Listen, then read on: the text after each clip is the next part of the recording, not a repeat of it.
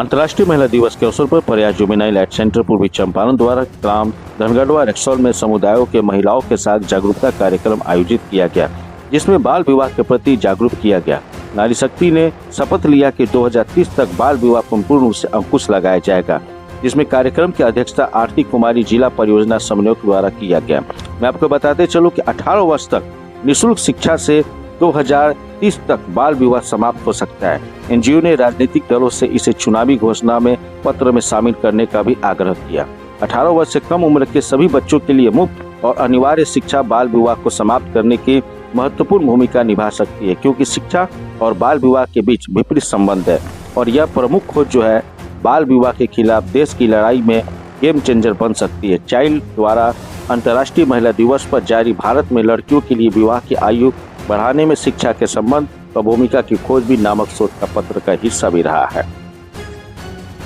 हालांकि केंद्र और राज्य सरकारें जो है बाल विवाह को समाप्त करने के लिए सख्त रूप दिखा रही है।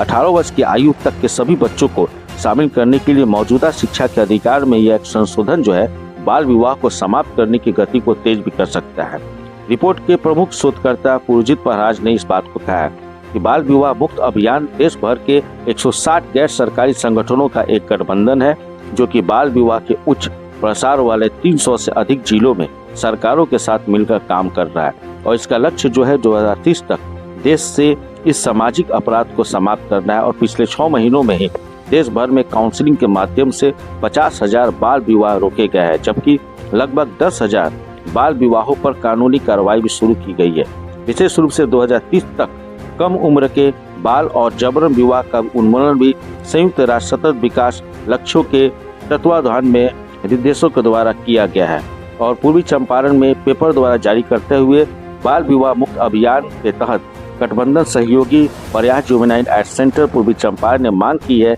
कि सामाजिक अपराध को रोकने के लिए केंद्र और राज्य सरकार की इच्छा शक्ति और कार्रवाई जो है काफी सराहनीय है और परिणाम देने वाली है। लेकिन यह जो कदम है पूरी तरह से मजबूती के साथ इसको उठाना सख्त जरूरत है।